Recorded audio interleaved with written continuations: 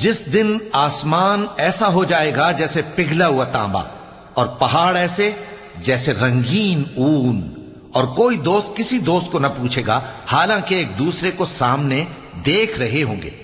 اس روز گناہگار چاہے گا کہ کسی طرح اس دن کے عذاب کے بدلے میں سب کچھ دے دے، یعنی اپنے بیٹے اور اپنی بیوی اور اپنے بھائی اور اپنا خاندان جس میں وہ رہتا تھا، اور جتنے آدمی زمین پر ہیں غرض سب کو دے ڈالے، پھر اپنے آپ کو عذاب سے چھڑا لے۔ لیکن ایسا ہرگز نہیں ہوگا۔ وہ بھڑکتی ہوئی آگ ہے، کھال ادھیڑ کر کلیجہ نکال لینے والی۔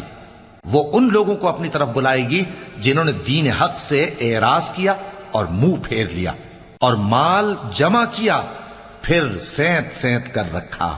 کچھ شک نہیں کہ انسان کم حوصلہ پیدا ہوا ہے، جب اسے تکلیف پہنچتی ہے تو گھبرا اٹھتا ہے، اور جب